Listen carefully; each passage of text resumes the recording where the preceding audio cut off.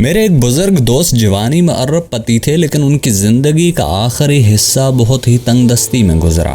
مجھے انہوں نے ایک دن اپنی کہانی سنائی۔ انہوں نے بتایا، میرے والد مل میں کام کرتے تھے، گزارا مشکل سے ہوتا تھا۔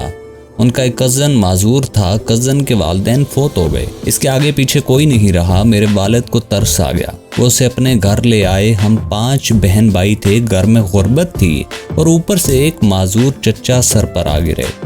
والدہ کو وہ اچھے نہیں لگتے تھے، وہ سارا دن انہیں کوستی رہتی تھی۔ ہم بھی والدہ کی وجہ سے ان سے نفرت کرتے تھے، لیکن میرے والد صاحب کو ان سے محبت تھی۔ وہ انہیں ہاتھ سے کھانا کھلاتے، صفائی کرتے اور انہیں کپڑے بھی پہناتے تھے۔ اللہ کا کرنا یہ ہوا، ہمارے حالات بدل گئے۔ ہمارے والد نے چھوٹی سی بٹھی لگائی، یہ بٹھی کارخانہ بنی اور وہ کارخانہ کارخانوں میں تبدیل ہو گیا۔ ہم ارب پتی ہو گئے۔ 1980 کی دہائی میں ہمارے والد فوت ہو گئے۔ وہ چچا ترکے میں مجھے مل گئے۔ میں نے انہیں چند ماہ اپنے گھر رکھا، لیکن میں جلد ہی تنگ آ گیا۔ میں نے انہیں پاگل خانے میں داخل کروا دیا۔ وہ پاگل خانے میں رہ کر انتقال کر گئے۔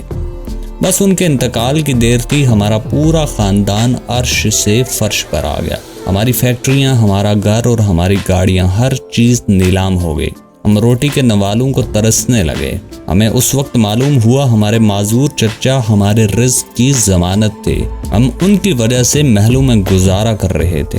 وہ گئے تو ہماری ضمانت بھی ساتھ لے گئے۔ ہمارے محل ہم سے رخصت ہو گئے، ہم سڑک پر آ گئے۔ یہ واقعہ سننے کے بعد ہمیں یہ معلوم ہوتا ہے کہ ہمیں کبھی خبر نہیں ہوتی ہم کن لوگوں کی وجہ سے زندہ ہیں، ہم کن کی وجہ سے کامیاب ہیں، اور ہم کن کی بدولت محلوں میں زندگی گزار رہے ہیں۔ ہم کس کو کشتی سے باہر پھینکیں گے، بس سے اتاریں گے، اور ہم کس کے کھانے کی پلیٹ اٹھائیں گے، اور وہ شخص ہمارا رزق، ہماری کامیابی اور ہماری زندگی ساتھ لے جائے گا۔